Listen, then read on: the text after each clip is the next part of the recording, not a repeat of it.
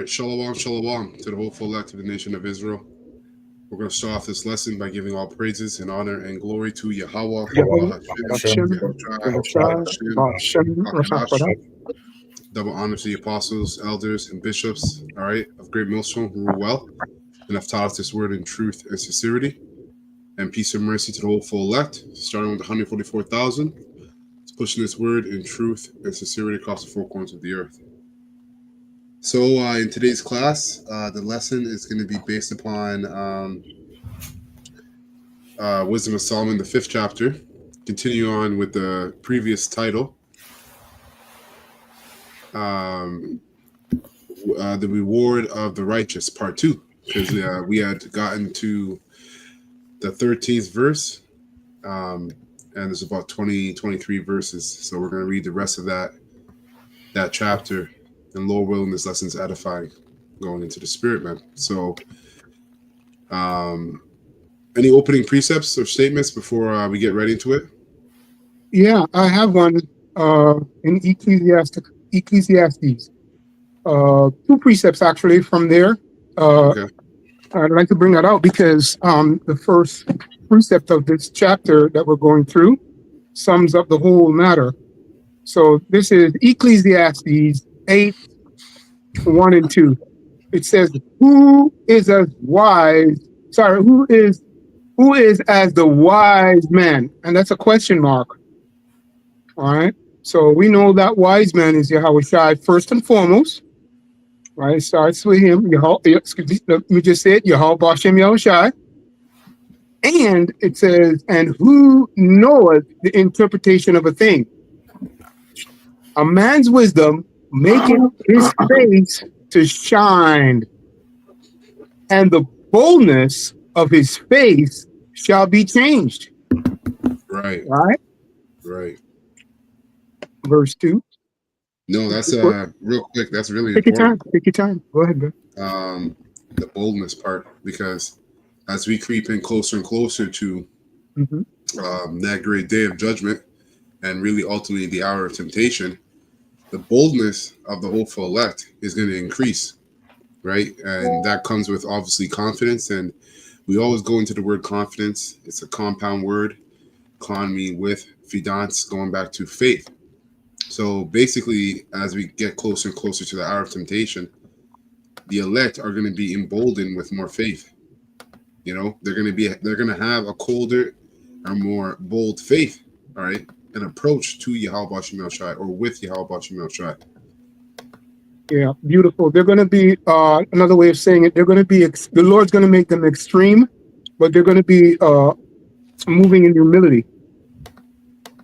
They're going to be extreme, right? Because they're going to do some extreme things when the Spirit's on them, but they're going to be humble. In a balanced way. But they'll be humbled. That's right. Perfect balance. And then it says, verse 2, I counsel thee to keep the king's commandment, and that in regard of the oath. This is the point. The oath of our power, Yahweh Bashem Yahushai. So the oath goes back to the covenant that was made with the Lord. The promise. That's what this word is going into when you go deep into the word oath, right? So the Lord had made a pact with the elect, right? In regard of that oath, right? Because the Spirit is on them. That oath in that covenant relationship will make their face shine, give them the boldness through the Spirit, through His Spirit and power. Yep. Yeah, and it also comes with the rewards. You know, the pact and the oath that was made to our forefathers, Abraham, Isaac, and Jacob, is a promise to be settled in our own land, and be able to, so that we'd be able to worship Yahweh Bashem Yahushai in perfection, and also rule the world, right? Because the world was created for the sakes of the Israelites, starting with the elect, whether you believe it or not. So, you know, the oath and the pact that Malak's going into, that is concealed with rewards that the elect are striving for. These rewards are in the heavens. All right. That's why, Paul said that our faith is eternal or immortal.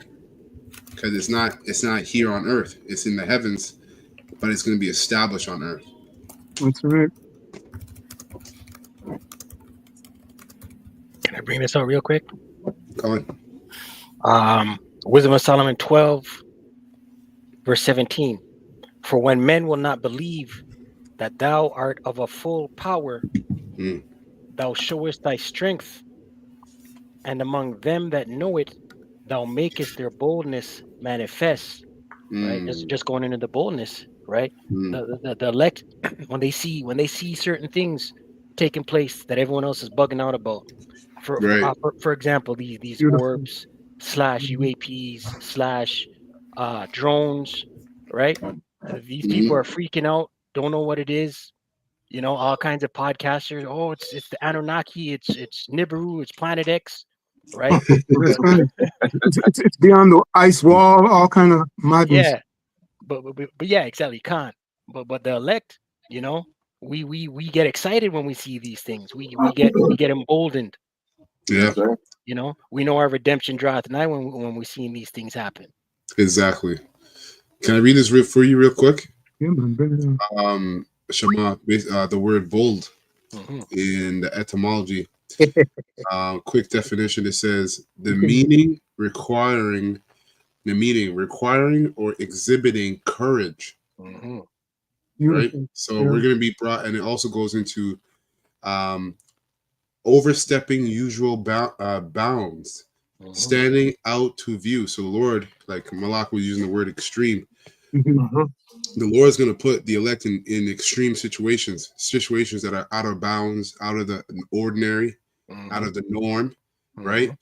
But this is to what? Embolden, right? And encourage their faith even more so, right? Increasing every single day unto the perfect day. That's what's going to be happening for the elect. That's right. Beautiful point, brother. Simply put, I just wanted to say, just adding on, I'm looking at it. I don't know if you wanted to read more, because when I saw fearless in bold, and that's the spirit that the Lord's going to give you. So in other words, if you make a mistake along the way, or make mistakes, it's the Lord that's allowing that mistake to happen, so that you can get up and trust on him and keep it moving. True. Right? Right? If you are, if you think you're a doormat in this truth, right? That's a blessing. You're the Lord's doormat. That's right.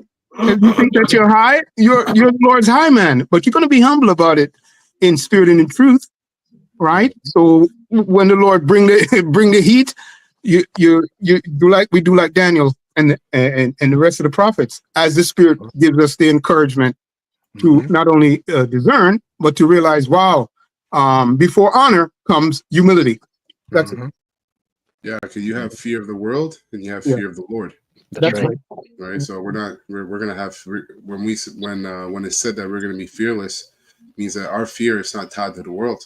So what happens to this world and what happens to this society, doesn't have any bearings on the faith of the hopeful elect. That's right.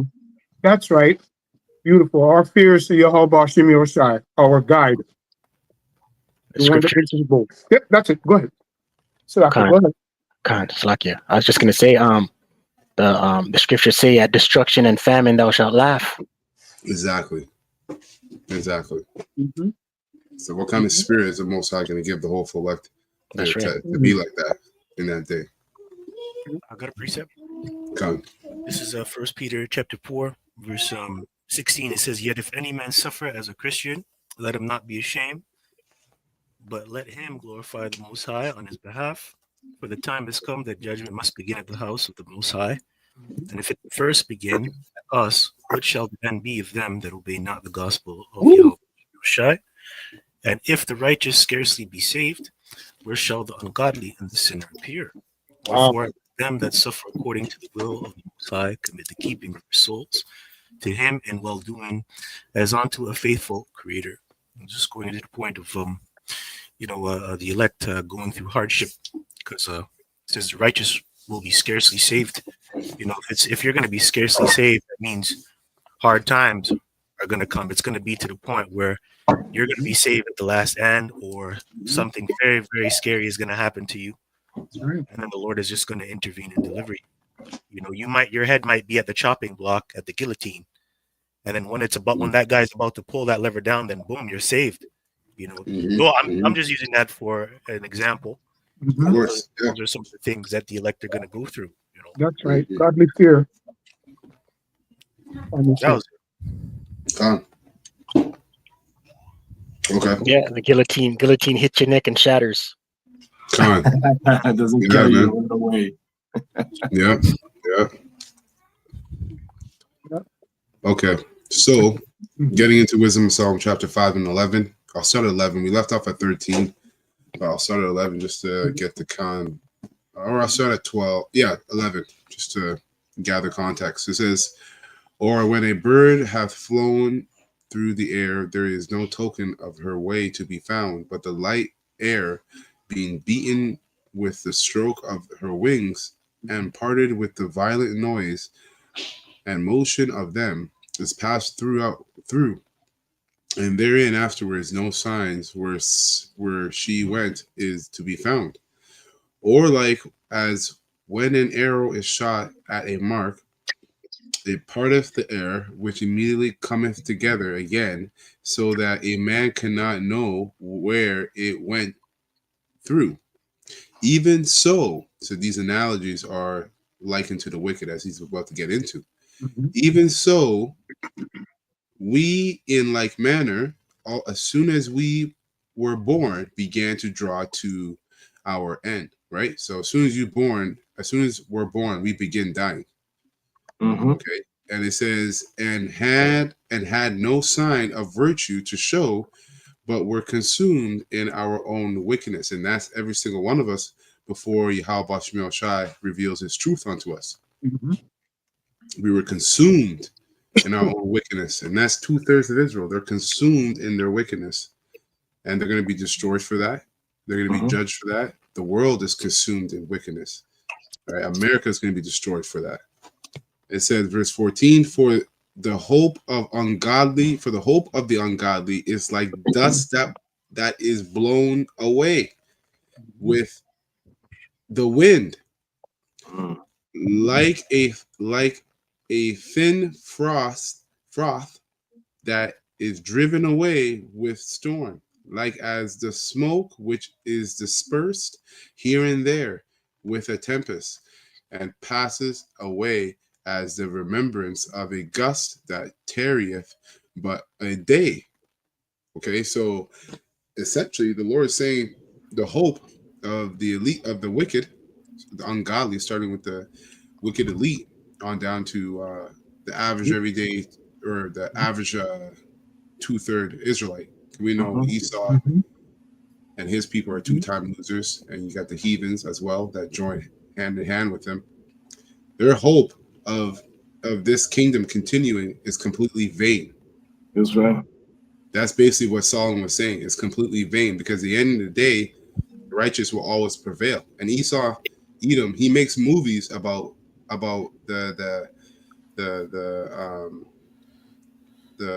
division between the antagonist and the protagonist, the good guy and the bad guy, wickedness and righteousness. And even in his movies, showing you how foolish he is, even in his movie, he shows you that righteousness prevails. So it's just the part has deceived them. They think that they're going to be the righteousness that prevails, because they think they're in the right, even though they're the wicked, even though they are the wicked. Okay. In verse 13, it says, even so, we in like manner, as soon as we were born, began to our end, right? Because we were born in sin, right? And then we have learned behavior, meaning we were following after our forefathers. You know what I'm saying? Whatever wickedness they were into, we followed right in that path, right? This is actually going into Ezekiel 37, because Ezekiel 37, the valley of the dry bones. A lot of these, when we were born, we born without sinews, without flesh, without knowledge, wisdom, understanding. So away, we were born in wickedness, right? Right. And it reads, and had no sign of virtue to show. Yeah, because we had no idea. right? We had no idea of what was supposed to happen. What we were doing, we were, you know what I'm saying, sleeping with each other's women. You know what I'm saying? We came up eating pork. We going into the Christian church, worshiping false gods, you know? And then it says, but we're consumed in our own wickedness. And this our own wickedness is learned behavior from our own forefathers, because what they taught us is what we knew. It's okay to eat pork. It's okay to eat shrimp. It's okay to eat lobster. You know what I'm saying? All you got to do is just pray over it. You know, when you're looking in your mom's house, you see that white Jesus on the wall, praying to that white Jesus, that deity. You know what I said? And then sleeping with each other's woman because you see your friend or you see your brother or your father sleeping with somebody else's woman. You're like, yo, I want to be like him. I want to do what he's doing. And then you follow suit, you know? Even though you know it's wrong. That's the thing. You know, so you're willfully being wicked. And that's why it's, you know, as you're going into it, it says that we were without any virtue. How can you have virtue and you consumed with wickedness? How can you have virtue if you fear the Lord? The scriptures say that the fear of the Lord driveth away sins. So we did those things, even though we knew it was wrong, but we did it because we didn't fear the Lord, even though you know you're wrong. And then one of the reasons why we didn't fear the Lord is because the name El Shaddai, we didn't know what that name meant. You know what I said? We didn't know what it meant. We, you know, our moms used to mention that name to us, but we didn't know the meaning of the name. We didn't know the true fear of Yahweh Bashem, the true power of Yahweh Bashem Yahushai. But what we knew was Jesus loves you, even though you go out there and you commit this sin. Come back and pray to Jesus. He's going to forgive you. You know, that's what we knew. But we never know that our power was a demon-like power, and him don't play it. You get what I'm saying? Yeah, that is it on that, Amath. Yeah, I have the precept real quick for what was just read and broken down. Let me finish this up. Yeah, go ahead. Take your time. So it says, and passes away and remembrance passes away as the remembrance of a guest that cherished by a day. But the righteous live forevermore. The reward also is with the Lord, Yahweh Bashem El Shai, and the care of them is with the Most High. Right. Now, I know both of you guys have precepts, but I have a precept for this. So let me get this out first. Proverbs 20.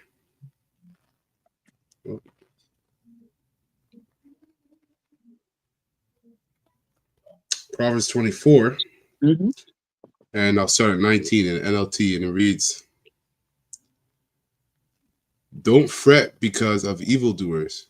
Don't envy the wicked, for evil people have no future. The light of the wicked will be snuffed out. My child, fear the Lord Yahweh and the king, right? So that's Yahweh and Yahweh Shai. Don't associate with rebels, for disaster will hit them suddenly.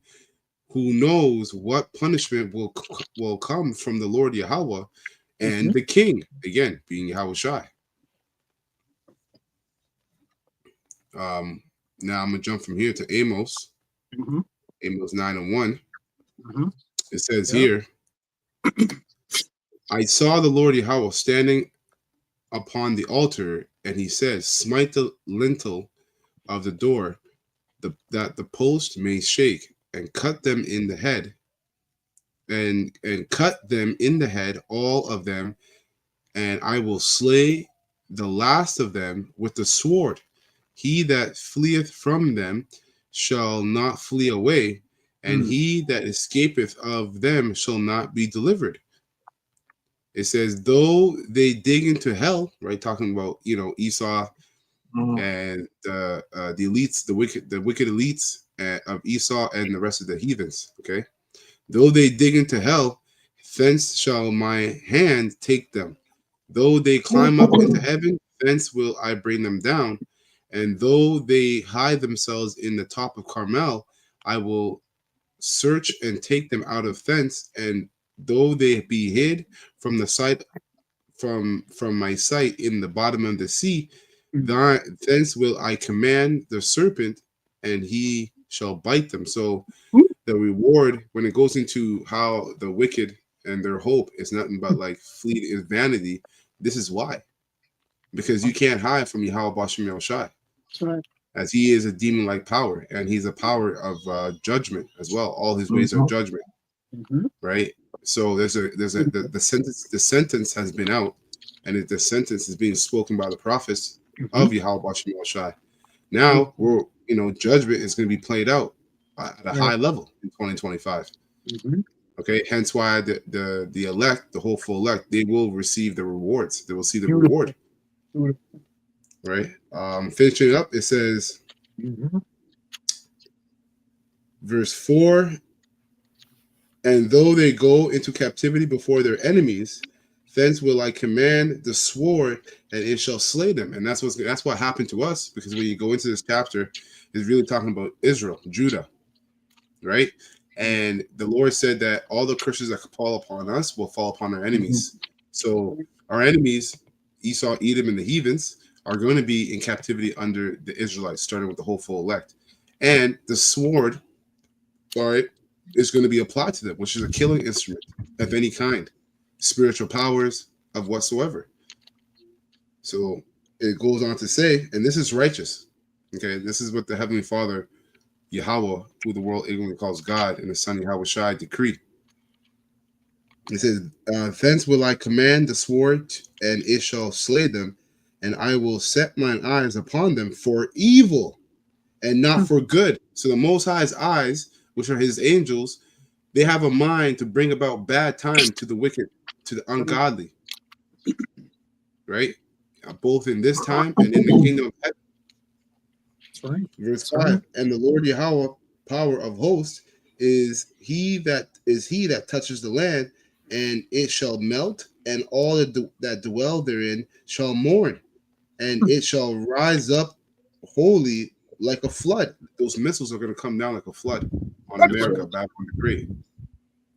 And it says, and shall be drowned as by the flood of Egypt. And this time it's going to be a flood of fire, because it says that America will be the lake of fire. That's right. So it's going to be drowned with fire, just like Egypt was. Those Egyptians were drowned in the water when they were chasing after us. So that's it on that. I know Kabar, Malak, you guys had one. Real quick, mine's real quick, if I may. Psalms 51. I'm just going to read that because going into the born, right? And we know that this precept, it covers the whole of Israel, but there's a difference with the elect, right? Because it says in verse 13, there was no sign of virtue, right, to show for the wicked, right? But I just want to get the point on the born, right? So this is Psalms 51. This is King David, right? Oh, that's the precept I was holding too. I had another one too. Yeah. What verse? It was verse 5. Beautiful. Actually. Well, I started up a little bit more, but it's verse 5 is the point. Right. I was going to read from real quick 3. I'll read from 3, and then you can take on verse 5, right? So King David, when we go back to it, right, he's talking about how his deliverance, and this is the mind of the election, real quick. So Psalm 51, I'm going to read 2 and 3, and I just wanted to bring out verse 5. That's one I had too. It says, "Wash me thoroughly from mine iniquity, and cleanse me from my sin. For I acknowledge my transgressions, and my sin is ever before me. Against thee, the only have I sinned." See, going into that covenant relationship, that oath, understanding the oath and the commands as the Spirit bear witness, and done this evil in thy sight, that thou mightest be justified when thou speakest, and be clear when thou judgest. Right? Anyway, I'm going to stop there. Go ahead. No worries. Okay. All right. So you're at verse 5, I'm assuming? Yeah, I stopped there. I was going to bring up verse 5, but press to read from 2 to 3. Go ahead. All right. So this is Psalms 51, verse 4. It says, "Against thee only have I sinned, and done this evil in thy sight, that thou mightest be justified when thou speakest, and be clear when thou judgest. Behold, I was shapen in iniquity, and in sin did my mother conceive me." And it's true, shapen in iniquity, which means you're in the condition without having the law. So it's like you're breaking the law without even you knowing it. That's what usually happens, right? Yeah. And then you add sin onto sin afterwards. And it says, "And sin did my mother conceive me. And that's the other precept that links to that. I have it on deck here. Yep. This is Bring it, Ecclesiastes, Rock 25, verse Mhm. 24. It says, of the woman came the beginning of sin, and through her we all die. That's right. You know, it's true. It really starts with your mother, and really going back all the way to Eve in the Mhm. very beginning on what she did, because she was the one who transgressed the law and disobeyed. And then Adam followed suit because she was beguiled by the serpent, Mhm. right? Yeah. So we die because of these women too. That hey, that includes your mother, your sister. She's a right. demon. That's Yeah. right. Your aunt. Yeah. Yeah, It's man. true. Spiritual. It's So that spiritual. And was she for has you. that Well, power, and she has that power because of the because Esau's taking the man, the father, out of the house. Mhm. Because even though it was Eve, it was through Eve we all fell. The responsibility fell on Adam being the head. So a lot of you men out there too are you. The scriptures say that the portion of a wicked man is a wicked woman. Mhm. Right. Wow. Any other precepts, or that's it? That's it for me. I got a quick one here. Yeah, Con, take your time. Go ahead. Sirach 3, verse 9. I'll read from 8, the points in 9. Sirach 3 and 8. Honor thy father and mother, both in word and deed, that a blessing may come upon thee from them. Here's the point. For the blessing of the father establisheth the houses of children, but the curse of the mother rooteth out foundations. Right? Just unpacking what the brother said for you at home. You emotional Israelites, you don't want to hear us talking about our mothers, right? We're reading it from the scriptures, man. Our women are wicked.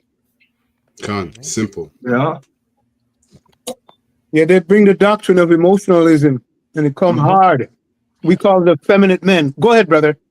Yeah, Hey, you know why? You know why? And like, just for some clarification for some of you Aqua that listen, you have to understand the man is the leader. Of course, he's the head, but the children are being nurtured by the mother, and then children. And that's foundation. So when the man's not around and the child is being nursed, like Samuel the prophet, he was nursed with his mother until he was about 12. That's a lot of years. Yep. So if the mother is not right, all of that is being passed down to the father, passed down to the son. Right. And now you expect the father to deal with that when he's already thinking like a man. Now that's even worse now, Right. But that the absence of a father being in the house will the scriptures say that a child left to himself will be willful. That also goes to towards a woman that's left to herself, like these single mothers, they'll be willful. So which means you're going to do what you think is right even if it's not right. That's right. So the importance of that the father is heavy, and that's what the Most High is going to reestablish on earth. The influence of the Israelite man in all aspects, not just in the family, but in all aspects. And that's a righteous thing, because that's what women need. Women are confused, and you're wicked. You're confused. You don't really want to have the power that you have, but you got it because you're drunk off of it. But you continue in it because you're drunk off of it. Because women they don't have the power to lead. That's why they get bugged out when they're put into that. Yeah. Yep. That was it on that, eh? Yeah, Con. Okay. Some guy on the comment board bugging out. Oh, yeah, what is this? His emotion got touched up. Timothy Jason, you are modern day scribes and Pharisees. Oh, that's right. Feminine demon. Who's that? The Hebrew Israelites don't want to smoke off the spirit. You're still base and elementary in your understanding, and you have no revelation of the true living. Block him and curse him. Hey man, we have the moderator, so you gotta do your job, moderator. He's bugging Yeah, out. do your job. Yeah. Mhm. Hey man, well, hey, hey, a lot of you ungodly, man, you just curse yourself. That's what you do. Right? That's all you We're do. just Yeah. reading from the book. We are Yeah. just reading from the book, man, and breaking it That's down. Okay, so Wisdom of Solomon, chapter 5 and 16. Therefore shall they receive glorious kingdom, a glorious kingdom, and a beautiful crown from the Lord's Yahweh Ba'ashim Yahshai's hand. For with his right hand shall he cover them. That's Yahweh Shai. That's it. And with his arm shall he protect them. Mhm. He shall take. Go ahead. So, like, have a quick preset going into verse go ahead. 16. Mm-hmm. This is the book of Second Ezra 2 and 42, Mm-hmm. and I'll start GNT, and it reads, I Ezra saw on Mount Zion a great multitude, which I could not number, and they all were praising the Lord Yahweh, Bahashim Yahushai, with songs. In their midst was a young man of a great stature, taller than any others, and on the head of each of them he placed a crown, pretty much what you just read right now. But he was more exalted than they. And I was spellbound, then asked an angel, who are these, my Lord? He answered and said to me, these are they who have put of immortal clothing and have put on the immortal, and they have confessed the name of the Lord Yahweh. Now they are being crowned and receive palms. Yeah. This is what we're hoping for. You know, we hope for, that we hope for the neck and we get crowned by the Heavenly Father. You know, there's more to it, but that was the point on that. And you know what? Nothing like that like what you just read, has been shown on the earth. That's a vision, and that's to come. That was given to Ezra from the heavens. Again, linking the hope of the elect to immortality and eternal, because it's not from here. Their hope does not come from this kingdom, from the earth. It's from the heavens. Let me read the two last verse. Verse 46. Then I said to the angel, who is the young man who places the crowns of them and put palms in their hands? He answered and said to me, he is the son of Yahweh, who they confess in the word. Okay? And the palm in the hand, that just means victory. Yep, that's right. Because your hand goes back to power. That's how we're gonna get that victory. So yeah, that's right. Yeah, that was on the Twitter. Yeah, the word confession, Salaki, real quick, the word confession is a powerful word because it goes back into confessing his name and his reputation as he gave them, he put the mortal clothing on, representing the spirit, the double portion for them to walk that way. That's why they look crazy to the rest of the world, simply put. But anyway, confession, serious thing. That's it. That's it. Go ahead. So verse 17, Wisdom of Solomon 5 and 17, he shall take to him his jealousy for complete armor, right? And make the creature his weapon for the revenge of his enemies, right? Because the Most High is jealous, because he's a jealous power, and you have the world. Who are oblivious of him, starting with Israel, right? And that's what he's most mad about, is the majority of Israelites that are oblivious of him. So guess what? That makes him jealous. So he's going to take his jealousy to him as an armor, which means he's going to use his jealousy to bring judgment, right? Righteous judgment, indignation. He's going to do it through Yahweh Shai, the host of heaven, which is the angels, and the chariots, but also the whole full elect that are here on earth. They're going to be changed. Okay. Now I got this precept to back that up. Beautiful. Well, actually, let me read verse 18. It says, he shall put on righteousness as a breastplate, and Mm. true judgment instead of a helmet. He shall take holiness for an incorruptible shield. His severe wrath shall be sharpened for a sword, and the world shall fight with him against the unwise. And before I get into verse 20, I'm gonna get something for 17 to 19 concerning the Lord using the hopeful elect as his indignation and a tool of revenge against his enemies. So Isaiah 41, and I'll start at 11 and read to 16. And it reads, Isaiah 41 and 11. Oh, I'll start at 10. It says, Fear not thou, for I am with thee. Be not dismayed, for I am thy power. I will strengthen thee. Yea, I will help thee.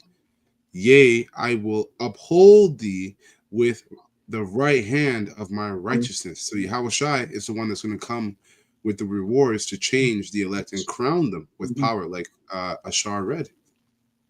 Right? Who are these? And these are the ones that stood stiffly for the name of Yahweh while Yahweh Shai. 11, it says, Behold, all they that were incensed against thee shall be ashamed and confounded. They shall be as nothing, and they shall strive with thee, and they that strive with thee shall perish. Again, going into the title of the lesson, this is the reward of the righteous. Thou shalt seek them and shall not find them, even them that contended with thee, they that war against thee shall be as nothing, and as a thing of naught. For the Lord Yahweh thy power will hold thy right hand, saying unto thee, Fear not, I will help thee. Fear not, thou worm Jacob, and ye men of Israel, I will help thee, saith the Lord Yahweh, and thy Redeemer, the Holy One of Israel. Behold, I will make thee a new sharp threshing instrument, having teeth. So we're going to be liking to instruments, like when you see a guy with a dual weapon system, when the weapon has flames on it, there's lightning coming out of it. That's the Lord, all right, or matter of fact, Yahweh Shai with the hopeful elect, or the Lord Yahweh with Yahweh Shai and the hopeful elect. So really the 144,000. They're like weapons to the Lord that he uses, that he's going to use to bring his indignation, righteous anger upon the heathens, Esau, Edom, and 2/3 of Israel. Right? So it says, thresh an instrument, thou shalt thresh the mountains, right? The elites, the governments, and beat them small, and shall make the hills as chaff. Thou shalt fan them, and the wind shall carry them away, and the whirlwind shall scatter them, right? The chariots. And thou shalt rejoice in the Lord Yahweh, and shall glory in the Holy One of Israel. That's it. When you go back to the first verse that you read, I think it was verse 11. It says, "Behold, are they that were incensed against thee," and that word "incense" means very angry in the dictionary. So, behold, all they that were very angry against thee shall be ashamed and confounded. They shall be as nothing, and they that strive, which is fight against thee angrily, with these shall perish. So these people who are pretty much fighting against the elect, they're angry with the elect, the ones who are trying to pretty much buck up against the men of the Lord, you know what I'm saying? They're going to be counted as nothing. You know what I said? No matter what kind of weapons they have, you know what I said? If the weapons is their strong suit, and it doesn't matter what your strong suit is, you will never be able to come up against the men of the Lord in that time. True. Right? And pretty much that's what it's saying right here. Yeah, I just wanted to get that real quick. Yeah, got a couple precepts. Just going into a couple verses that were read. I believe it started back at verse 17 on down. So the first one I have here is Ephesians chapter 6, verse 11. Going into the armor, because we're going to put on that breastplate of righteousness, true judgment, right? So that encompasses the scriptures, the truth, and knowledge, wisdom, understanding in the name of Yahweh Shem Yoshai. Right. So it says here, put on the whole armor of the Most High, that ye may be able to stand against the wiles of the devil. For we wrestle not against flesh and blood, but against principalities, against powers, against the rulers of darkness of this world, against spiritual wickedness in high places. Wherefore take unto you the whole armor of the Most High, that ye may be able to withstand in the evil day, and having done all to stand. Stand therefore, having your loins girt about with truth, and having on the breastplate of righteousness, and your feet shod with the preparation of the gospel of peace. Above all, taking the shield of faith, wherewith ye shall be able to quench all the fiery darts of the wicked, and take the helmet of salvation and the sword of the Spirit, which is the word of the Most High. Right. So, just wanted to bring that out because that backs it up, because we're going to get that in totality in the kingdom. We have it now, but we have to learn how to utilize those tools and use them properly. That's what we're doing. But in the kingdom, we're going to be masters of all those things. We know how to swing the sword. We understand what armor goes on which body part, because sometimes we do things wrong in this walk, right? Another one here, going into how we're gonna inherit an everlasting kingdom. That's our birthright. So this is Daniel chapter 7, verse 18. But the saints of the Most High shall take the kingdom and possess the kingdom forever, even forever and ever. And that's the saints. The saints are the Israelites, which is part of the elect and the 144. And we're going to possess the kingdom forever and ever. That means an everlasting kingdom. And our kingdom starts with Yahushai, because we inherit all things because of him. We're joint heirs. I'm pursuing to Galatians 4. It's another one. One more. This is going into the crown that we're going to receive, because before we get to this point, we have to fight for it. And these people, as you can see here on the comment boards, that came from my channel, by the way. A lot of scoffers. Oh, okay. But these scoffers, man, they're trying to take your crown. Yeah. They're trying to take your crown. They don't like seeing us come here and doing the work. Yeah. Go ahead, Salaki, go ahead. No worries. It says here, this is 1 Corinthians chapter 9, verse 24. It says, know ye not that they which run in a race run all, but one receiveth the prize. So run that ye may obtain. That's right. And every man that striveth for the mastery is temperate in all things. Now they do it to obtain a corruptible crown, but we an incorruptible. I therefore so run, not as uncertainly. So fight I, not as one that beateth the air, but I keep under my body and bring it into subjection, lest by any means, when I have preached to others, I myself should be a castaway. So we're striving for an incorruptible crown. That's the crown that will never be taken away. It will never fade. And we're going to receive a literal crown, right? But we're running very certainly. We're running this race. We know what we're fighting for. We know what we're about. We know the name. We're very confident in what we're doing. We have faith, right? And that's why we're here. We're here to build each other up, because we can learn off of each other in the spirit. You got men of all different ages right here running for the crown, and you can take something from each brother and add it to your arsenal, right? And that's why the Lord has put us here together in a very peaceful way. So that's all I got from that. Beautiful. Okay, so continuing on.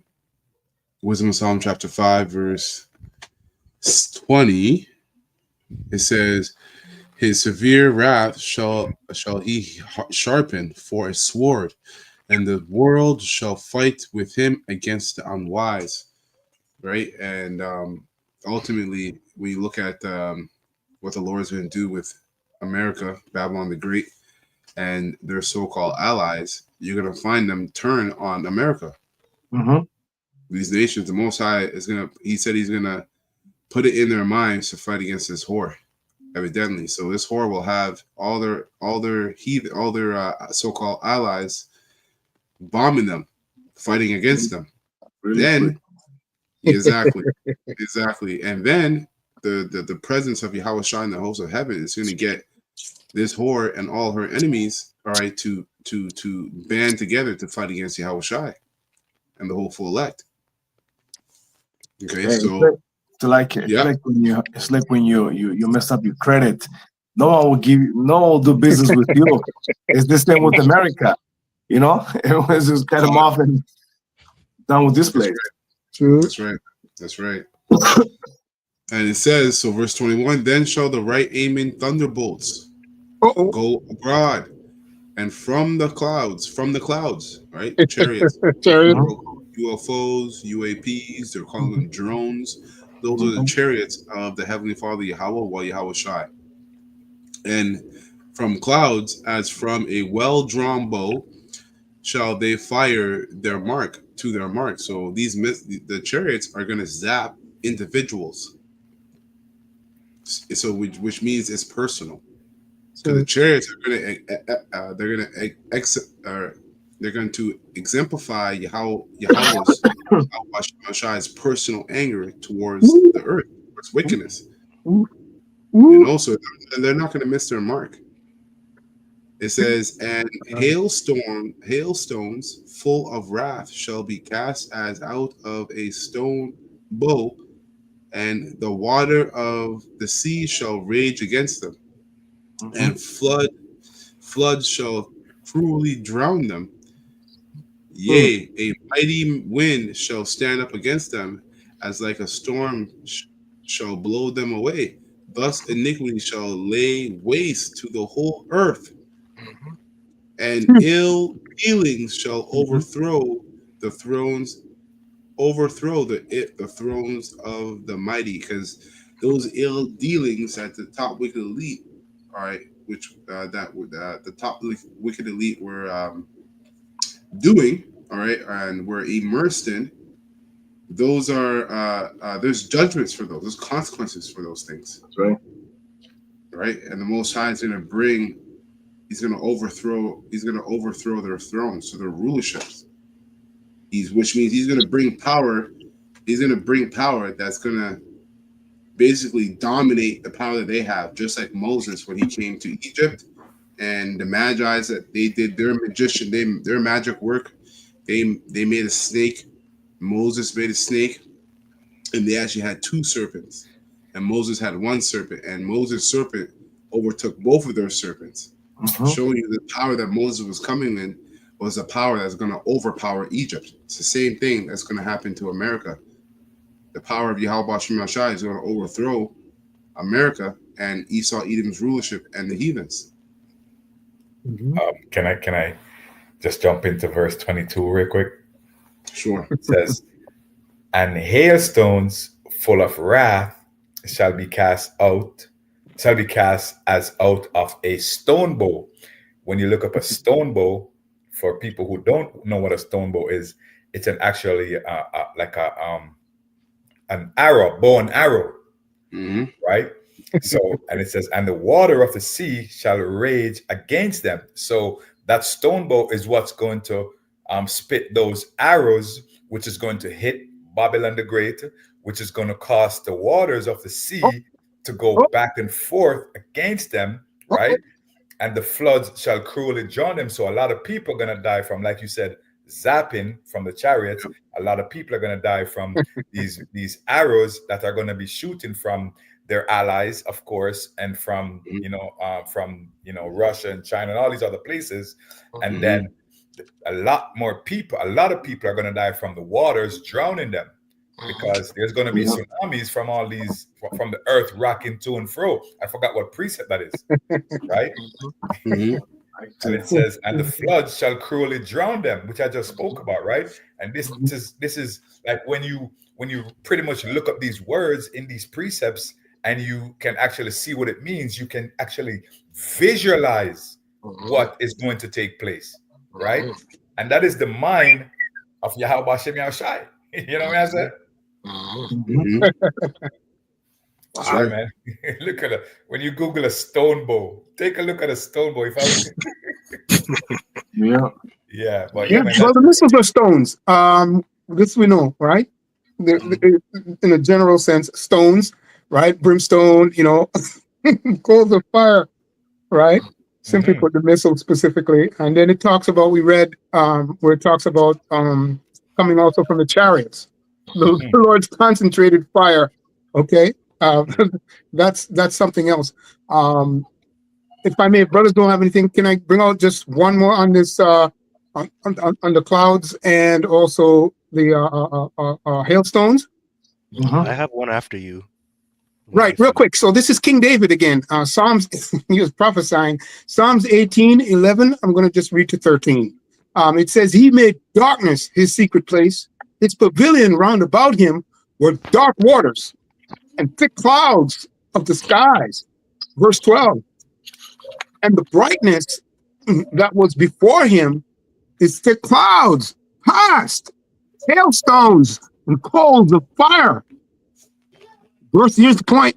Verse 13, the Lord also thundered in the heavens, and the highest gave his voice, hailstones and coals of fire. I mean, they must have said, King David, were you drunk when you were reading it, when you were saying this? I mean, for those who didn't understand what he was saying, well, we know what this is going. He was prophesying about the end of destruction. Okay, but yeah, the Lord's stones, man. Anyway, that's all I got on that. May I bring this out real quick, if I may? Okay, so this is just piggybacking off of what you brothers are going into. This is Isaiah 66 verse 15. For behold, Yahweh will come with fire and with his chariots like a whirlwind, to render his anger with fury and rebuke with flames of fire. For by fire and by his sword will the Lord plead with all flesh, and the slain of the Lord Yahweh Bashem Yoshai shall be many. They that sanctify themselves and purify themselves in the gardens behind one tree in the midst, eating swine's flesh, and the abomination of the mouse shall be consumed together, saith Yahweh Bashem Yoshai. For I know their works and their thoughts. It shall come that I will gather all nations and tongues, and they shall come and see my glory. And that's what we're getting ready to see. That's what's getting ready to happen. We're going to see the Lord's anger. He's going to rebuke everybody on this earth, including the 2/3, the undesirables of our nation. All right. So wicked. Last one, going into destruction as well. I believe Brother Mayan went to the point of the islands being moved out, being shaken, right? But I think the one you were talking about, real to and fro like a drunkard, is in Isaiah 24. I think that's what you're referring to. But I have another one here, very similar. This is Revelation chapter 6, verse 13. And the stars of heaven fell onto the earth, even as a fig tree casteth her untimely figs, when she is shaken of a mighty wind. And the heaven departed as a scroll when it is rolled together, and every mountain and island were moved out of their places, and the kings of the earth, and the great men, and the rich men, and the chief captains, and the mighty men, and every bondman and every free man hid themselves in the dens and in the rocks of the mountains, and said to the mountains and rocks, fall on us, and hide us from the face of him that sitteth on the throne, and from the wrath of the Lamb. The great day of his wrath is come, and who shall be able to stand? Right. So the Lord, man, he's going to come and he's going to shake this place up. He's going to have the missiles drop on this place, and that's going to bring forth this mighty destroying wind. And you're going to see all these mushroom clouds all over the place, man. And then everybody, all these kings and all these proud men that are ruling, they're going to be shooken up and hide. And then the Lord, pursuing to Jeremiah, I believe it's 16, we're going to become hunters and take them out of the rocks and destroy them. Exactly. That's prophecy. So exactly. Proper alkaline acid cleanse from your whole Bashem Yoshai. I got this. It's my last precept, Revelation 21 and 1, and it reads, and I saw a new heaven and a new earth, from the first heaven and the first earth were passed away, right? This present rulership. That's right. And there was no more sea, and I, John, saw the holy city, New Jerusalem, coming down from Yahweh, right? Coming out of the chariots, the elect, out of heaven, prepared as a bride adorned for her husband. So that represents the elect. all right, being perfected, having those extraterrestrial bodies. Mhm. They are now adoring for their husband, which is Yahweh Shai. That's right. Right. And I heard a great voice out of heaven saying, Behold, the tabernacle of Yahweh is with men, and Mhm. he will dwell with them, and they shall be his people, and Yahweh himself shall be with them, and be their power. And Yahweh, Bashim Shai, shall wipe away all their tears from their eyes, and there shall be no more death, neither sorrow nor crying, neither shall there be any more pain, for the former things are passed away. Mhm. And he that sat upon the throne said, Behold, I make all things new. Mhm. And he said unto me, Write, for these words are true and faithful. And he said unto me, It is done. I am the Alpha and Omega, Yahweh Shai, and the beginning and the end. I will, which when you go into that, the depth of it, you can link it to Adam and what Paul said. The first Adam, sin came to the world, death came to the world, and by the second Adam, salvation, life has come into the world of Israel, starting with the elect. So he is the Alpha and Omega. He's the beginning and the end of our salvation. Mhm. I will give unto them that is athirst of the fountain of water of life freely. Mhm. He that overcometh shall inherit all things, and will be his power, and I will be his power, and he shall be my son. So the men, starting with the men, all right. Obviously the women and the sons and daughters will be the children of the Most High Yahweh, as they're of the elect. But the 144,000, the men, the prophets, they're also going to be, as they when they endure the final testing, they're going to be likened to sons of God, sons of Yahweh. They're going to wear the crown of Yasha Allah on their heads. Right? He's the prince of the power. It says, verse 8, but the fearful and the unbelieving and the abominable and the murderers and the whoremongers and the sorcerers, the idolaters, and all liars shall have their part in the lake which burneth with fire and brimstone, which is the second death. And there came unto me one of the seven angels, which had the seven vials full of the seven last plagues, and talked with me, saying, Come hither, I will show thee the bride of the Lamb's wife. And he carried me away in the spirit to a great high mountain, and showed me a great city, the holy Jerusalem, descending out of heaven from Yahweh. Now, when you go skip down, proving that this is talking about Israelites, right, the men of the Lord, not a whole plot of land coming out of heaven, okay? Because that's what you bug out, you Israelite Christians. That's what you would see in your mind when you read this. You really think the most, even though, because the Most High can do that, but you think the Most High, he's not the author of confusion. He didn't say that's the way he was going to do it. Bring a whole plot of land out of heaven and drop it on earth. It says, and he measured the wall thereof 140, verse 17. And he measured the wall thereof, and this is the wall of the beautiful city that John saw, right? Jerusalem coming down from heaven. And 144 cubits, according to the measure of a man that is of the angel. Skipping down, right? So 144 cubits represents obviously the 144,000, the elect. So jumping down to verse 22, it reads, it said, and I saw no temple therein. So he was describing, when you're going through this chapter, John is describing a temple, but he says at the end of it that he didn't see a temple. And I saw no temple therein, for the Lord Yahweh power almighty and the Lamb Yahweh Shai are the temple of it. And the city had no need of sun, neither of the moon to shine in it, for the glory of the Lord Yahweh Bashim Shai did lighten it, and that's talking about knowledge. we're not going to have to do what we're doing right now in the kingdom of heaven, because every single member of every single Israelite, starting with the whole full elect, is going to be perfected. Okay. It says, glory of Yahweh did lighten it, and the Lamb is the light thereof. Exactly. Because he's the prototype of perfection. He's the prototype of light.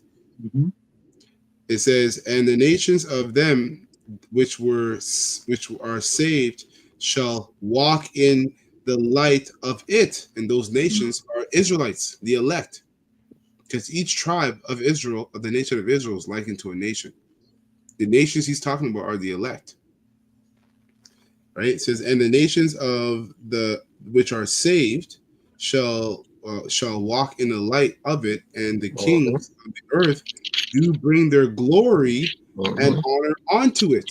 Into it. So all you heathens, starting with Esau, Edom, and the rest of you are going to bring all your riches, which is really ours, right back to us. That's right. So we're of the elect. That's right. And yeah, that's it. That's all that. That's it for me. Beautiful.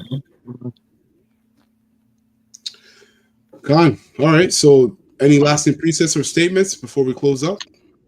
Who is this guy? Yeah. I just want to say real quick that bug out that came on earlier, right? Remember I don't know if we talked. Yeah, we talked about this. How the Lord's people are going to be looked upon as these wackos. Yeah. And we saw that example with this guy. What he said about us, irreverent respect.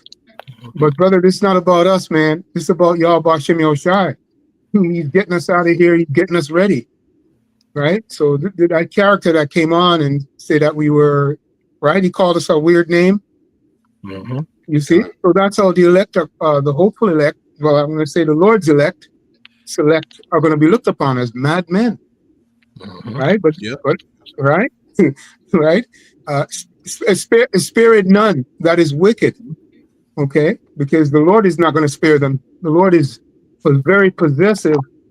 Okay, my last point on the word jealousy, going into that word, it brings out the term possession. So the Lord's possessive and suspicious, right? And that that kind of judgment is very scary.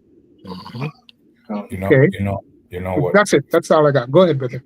The funny thing is, these Christian churches been around for a long time, and these people never really go up to these Christian pastors and say anything, because the pastors, all they preach is prosperity, making these people feel safe, secure in their wickedness. I say they're not really rebuking them and telling them, yo, come on to your sin, stop doing this, stop doing that. They're not rebuking them. They're just letting them do what they want to do. But when they come to our comment board and they say that we're talking about these missiles hitting you, if you're not repenting of your wickedness, man, then they get touched. I say they feel the wrath of Yahweh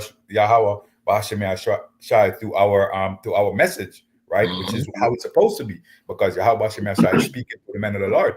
So these men, they come on the board, and then when the scriptures cut them, they get hurt. So we like hurting these people, man, because that's what it's here for. I said? Well, yeah, because you have to be broken. You have to be broken down to be built up. So you have to get hurt. You have to get wounded by the truth so you can be healed.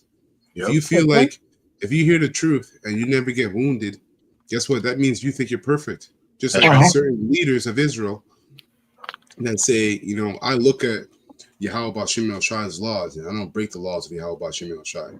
I'm perfect. You know what I mean? Like, hey, man, that's crazy. That's crazy. So, a lot of you out there, man, you have no idea what you're dealing with, and you have no idea what's going on in the spirit. And they usually say, the Lord knows my heart. Right. Can I bring this out real quick? Isaiah 30:8. Now go write it before them in a table and note it in a book, that it may be for the time to come forever and ever, that this is a rebellious people, lying children that will not hear the law of the Lord Yahweh, right? Which say to the seers, see not, and to the prophets, prophesy not unto us right things, speak unto us smooth things, prophesy deceits. Right? You bug out Israelites out there, man. You want to hear cozy come one, come all bullshit. Mhm. Plantation anti-Christianity. That's what you want to hear, right? Yeah. That's why, like what the brother Mayan was saying, you Israelites won't go before a pastor and scoff, right? No, they Because he's won't. prophesying deceits. Yeah. Yeah. And he's doing that because he's thinking about your money. Right. The reason why you come and you come up against us is because we're not thinking about how much money we're getting from you. Because we're not getting no money from you. Right? Our riches are in heaven. So so we don't have to cater to your feelings. We just tell you the truth.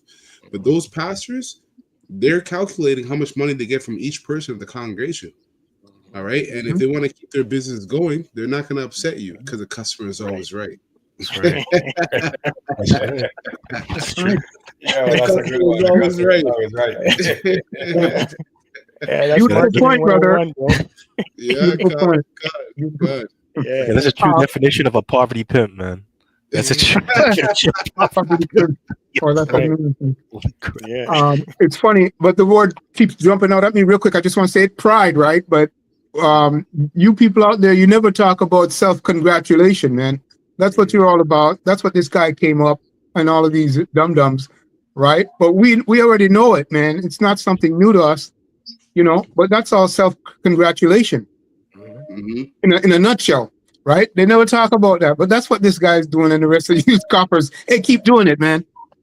Right? Hey, the Lord put that spirit on you. That's right.